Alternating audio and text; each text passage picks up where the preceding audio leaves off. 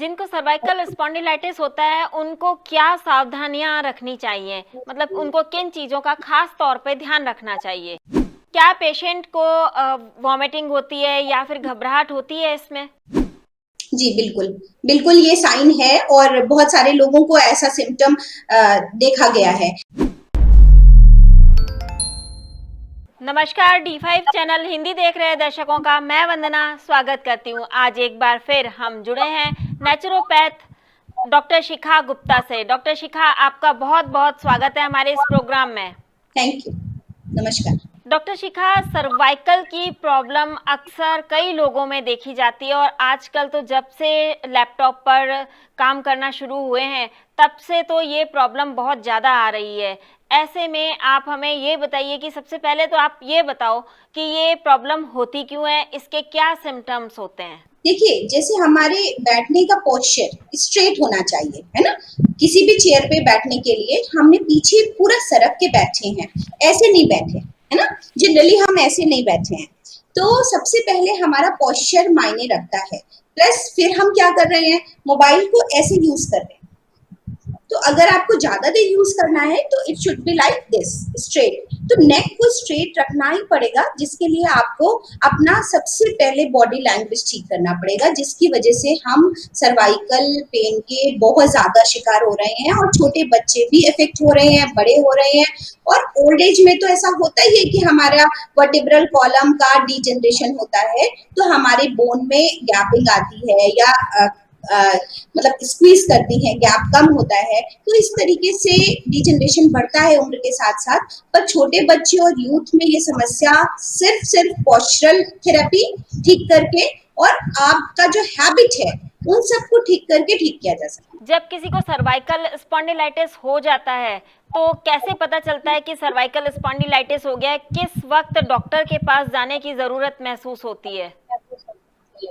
बहुत अच्छा क्वेश्चन है वंदना जी। कभी कभी ऐसा होता है कि हम माइग्रेन, एंजाइटी, अनइजीनेस का इलाज एलोपैथ में साइकोलॉजिकल पेशेंट के पास ढूंढ रहे होते हैं। ऐसा मेरे पास बहुत सारे अभी यूथ आया जो कि कहीं ना कहीं मोबाइल ज्यादा यूज कर रहा था और उसको हमने सर्वाइकल का ट्रीटमेंट दिया और उसको फायदा हुआ। मैं आपको वंदना जी बताना चाहूंगी कि हमारी सर्वाइकल वर्टिब्रास 7 वर्टिब्रास होती हैं हमारे स्पाइनल कॉर्ड पे, जो हमारे हेड से जुड़ी हुई होती हैं। तो ये C7 वर्टिब्रास हैं, C1, C2, C3, C4, C5, C6, C7। अब ये 7 वर्टिब्रा जो हैं वर्टिब्रल कॉलम में ऊपर गर्दन के पीछे आपको मिलेंगी। तो ऊपर की C1, C2, C3, C4 vertebras, ये आपके नर्वस सिस्टम का जो तंत्रिका तंत्र फैला हुआ है वो आपके आईज, फॉरहेड, नॉस्ट्रिल, माउथ, इन सब में जाती है, ब्रेन। और अगर C5, C6, C4, C5, C6 में इंफ्लेमेशन होता है तो आपके ब्रांचियल प्लेक्सस में जाती है, मतलब आपके हाथों में नमनेस और पेन महसूस होता है, फ्रोजन शोल्डर हो सकता है, तो और वर्टिगो हो सकता है। तो आपको ये जानना जरूरी है कि आपके जनरली हमारे हाथों में अगर दिक्कत आती है तो हम समझ लेते हैं, हाथों में नमनेस आती है तो या हमें चक्कर आना, हल्का हल्का डिजीनेस होती है, तो हम ये डायग्नोस करते हैं कि ये सर्वाइकल वर्टिब्रास में डिजनरेशन शुरू हो गया है, या वो थोड़ी सी शिफ्ट होगी, टिल्ट होगी, स्ट्रेट नहीं मिलेगी आपको एक्सरे कराने पे। ऐसे में इसका तरीका अलग है। और जब हम कभी डायग्नोज नहीं कर पाते, मतलब C1, C2, C3, C4 जो सर्वाइकल की ऊपर की वर्टिब्रास हैं, उनमें ऐसे गर्दन रखने से, कंटिन्यूअस वर्क करने से आपके ये परेशानियां आती हैं जो कि डायग्नोज नहीं हो पाती। और ऐसे में हाँ, आप नहीं समझ पाते कि हमें सर्वाइकल हो रहा है। तो जब हम इनकी भी प्राकृतिक चिकित्सा सर्वाइकल की तरह करते हैं तो पेशेंट ठीक होने लग जाता है। जहां पर एंजाइटी सिर्फ रीजन है, जहां पर सिर्फ एंजाइटी है, नर्वसनेस है और कॉन्फिडेंस कम है, ये सब चीजें हो रही हैं। आई डिसऑर्डर्स हो रहे हैं, आंखों का रोशनी कम हो रहा है, लगातार माइग्रेन रहना शुरू हो रहा है, तो इसका भी रीजन सर्वाइकल वर्टिब्रास से ही रिलेटेड है और हम सर्वाइकल पे ट्रीटमेंट करके काफी फायदा पहुंचाते हैं। क्या पेशेंट को वॉमिटिंग होती है या फिर घबराहट होती है इसमें? जी बिल्कुल, बिल्कुल ये साइन है और बहुत सारे लोगों को ऐसा सिम्टम देखा गया है। न सिर्फ सर्वाइकल में, आपका स्लिप डिस्क है, sciatica पेन है, कभी भी कुछ चीजों में सीवियर पेन की कंडीशन पेशेंट को फेंटिंग करा देती है, क्योंकि उसके अंदर उसको एक्सेप्ट करने की या बियर करने की ताकत नहीं होती है। जब किसी को सर्वाइकल स्पॉन्डिलाइटिस हो जाता है तो उसे आप क्या डाइट प्लान सजेस्ट करेंगी? देखिए, जहां तक डाइट का सवाल है सर्वाइकल स्पॉन्डिलाइटिस में, तो सर्वाइकल स्पॉन्डिलाइटिस मतलब सर्वाइकल वर्टिब्रास में सूजन है, इन्फ्लेमेशन है, तो सही डाइट लेने वालों को भी मैंने देखा है कि अगर आप पोस्चर नहीं ठीक करेंगे, नेचुरोपैथी नहीं करेंगे, तो आपका सर्वाइकल स्पॉन्डिलाइटिस पूरी तरह ठीक नहीं होगा। तो यहाँ पर आपको ये समझने की बात है कि जहां पर सूजन है आपके cervical back neck back vertebra पे, वहां पर आपको हॉट एंड कोल्ड फर्मेंटेशन करना पड़ेगा, जो बहुत रिलीफ देता है। सिंपली हमने बहुत सारे हमारे क्लिनिक में आए दिन पेशेंट्स बढ़ रहे हैं और आते हैं, तो हम उनको हॉट एंड कोल्ड फर्मेंटेशन कराते हैं, मतलब गरम ठंडी सिकाई 5-3-5-3-5-3, मतलब 5 मिनट गरम से 3 मिनट ठंडा, 5 गरम 3 मिनट ठंडा, 5 गरम 3 मिनट ठंडा, ऐसा alternate hot and cold fermentation back of the neck vertebra पे कराते हैं। और वहां पर मसाज नहीं करानी चाहिए, इससे दिक्कत और बढ़ जाती है, ये बहुत कम लोग जानते हैं। उसका रिफ्लेक्शन जो आपके हाथों पर आता है, यहाँ पर एक्यूप्रेशर या एक्यूमैसो मसाज करने से पेशेंट को रिलीफ आता है। तो यहाँ पर आप हॉट एंड कोल्ड फर्मेंटेशन कराइए। हॉट एंड कोल्ड फर्मेंटेशन दिन में 3 बार करा सकते हैं, डिपेंड करता है आपकी प्रॉब्लम की सीवियरिटी कितनी है, मतलब कितनी ज्यादा दिक्कत में है आप, स्वेलिंग कितनी ज्यादा है। अदरवाइज दिन में 1 बार करने से भी काम चल जाएगा। ये सिंपल टेक्निक है, गर्म पानी की थैली ले लीजिए और एक टब में ठंडा पानी डाल करके, ठंडा मीन्स ताजा पानी डाल करके एक हैंड टॉवल उसमें डाल लीजिए। गर्म पानी की सिकाई गर्म पानी की थैली से कर लीजिए, जो राबर की थैली आती है, और ठंडे पानी की सिकाई एक पॉट में जो ठंडा पानी आपने रखा है उससे कर लीजिए। 5-3-5-3-5-3 जैसा मैंने ऑल्टरनेट बताया है। फिर आप हाथों में आ जाएं, और हाथों का ये इस तरह से ट्विस्टिंग थेरेपी है, इसे कहते हैं। तो ट्विस्टिंग थेरेपी आप करेंगे इस तरीके से 10-10 टाइम्स एवरी, मतलब हर नेल के साइड में आप पकड़ लें और इसको साइड में ऐसे ट्विस्ट करें।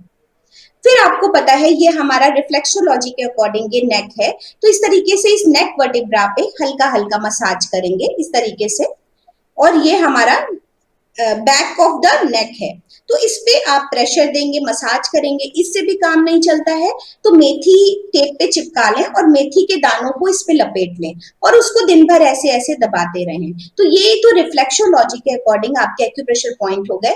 बाकी आपको अगर मसाज करानी है तो आप यहाँ पे फोरआर्म और यहाँ पे मसाज करेंगे, तो वहां से आने वाली जो नसें हैं उनको काफी आप रिलैक्स कर पाएंगे, जिससे आपको फायदा होगा। अगर ऑइंटमेंट लगाना है तो आप घर पे बना हुआ कोई भी पीड़ांतक तेल, दर्द वाला तेल, लहसुन में पका हुआ तेल, उसको आप अप्लाई कर सकते हैं।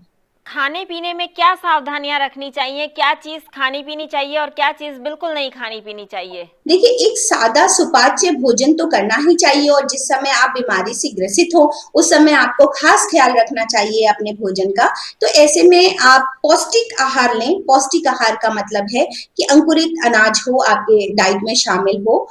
सुबह ड्राई फ्रूट्स हों भीगे हुए, जो कि हमेशा ही मैं कहती हूँ, मुनक्के हैं, किशमिश है, अंजीर है, थोड़े से बादाम है भीगे हुए। उसके बाद आपका दही भी प्रोटीन के लिए एक अच्छा सप्लीमेंट हो सकता है, दही या मट्ठा सप्लीमेंट हो सकता है। फलों को नाश्ते में प्रायोरिटी दीजिए, फलों को खाने के बाद ना खाएं। आने वाला इस समय आम भी आपके लिए बहुत पौष्टिक हो सकता है, बशर्ते आप उसे नाश्ते में या शाम के समय पे स्नैक्स टाइम पे लें, बजाय खाने के बाद खाने के। खाने में दलिया लें जिससे रफेज अच्छा मिले, ताकत आए शरीर को। नर्व्स की प्रॉब्लम के लिए मैग्नीशियम, ओमेगा 3 फैटी एसिड अच्छा है, तो ये आपके सीड्स में होता है, तो अलसी के सीड्स हैं, तिल है, चिया सीड्स हैं, इन सभी को भून के आप रोस्ट करके रख लें और मिश्री के साथ या किसी चीज के साथ 2 चम्मच इनका सेवन करें, ये भी आपको हेल्प करेगा। क्या सिर्फ डाइट में सुधार करके सर्वाइकल स्पॉन्डिलाइटिस में आराम आ सकता है, या फिर हमें योगासन प्राणायाम भी करने चाहिए, या फिर कुछ और जैसे कि प्राकृतिक चिकित्सा को अपनाना चाहिए? जितना मैं समझ पाई हूँ, बहुत अच्छी अच्छी डाइट लेने वाले लोग हमारे पास आते हैं, फिर भी सर्वाइकल स्पॉन्डिलाइटिस लेकर के आते हैं।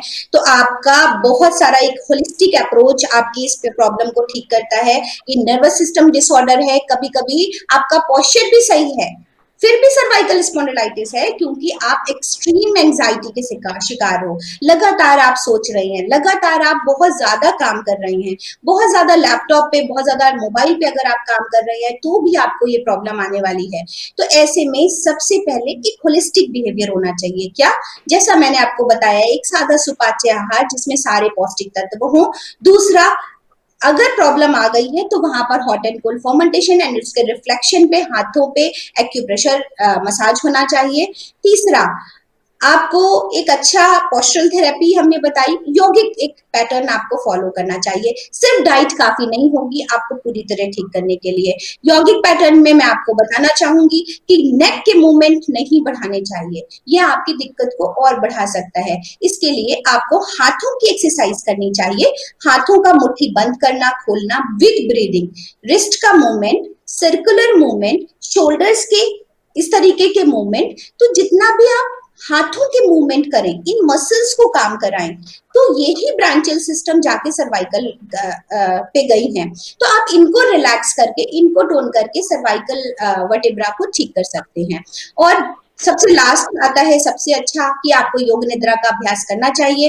अगर आप लैपटॉप और इस तरीके से डिजिटल प्लेटफॉर्म पे इतना काम कर रहे हैं तो आपको अपने नर्वस सिस्टम को रिलैक्स करना चाहिए। खुद तो फिजिकली रिलैक्स हो जाते हैं हम सो करके, पर नर्वस सिस्टम को रिलैक्स करने के लिए आपको योग निद्रा करनी पड़ेगी। पूरे शरीर को शवासन में डाल के सूक्ष्म दृष्टि से पूरी एक एक बॉडी पार्ट को देखते जाएं और आपको आराम आ जाए। जिनको सर्वाइकल स्पॉन्डिलाइटिस होता है उनको क्या सावधानियां रखनी चाहिए, मतलब उनको किन चीजों का खास तौर पे ध्यान रखना चाहिए?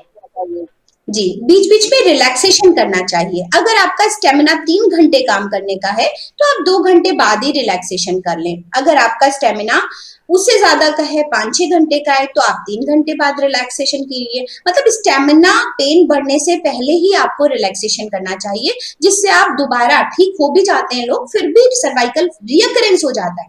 तो रियकरेंस से भी बचना है ना, कि एक बार आप ठीक हो गए पर आपको उस बोन हेल्थ में इनपुट तो डालना पड़ेगा, क्योंकि वहां पर आपको कम है, इम्यूनिटी कम है आपकी वहां पे।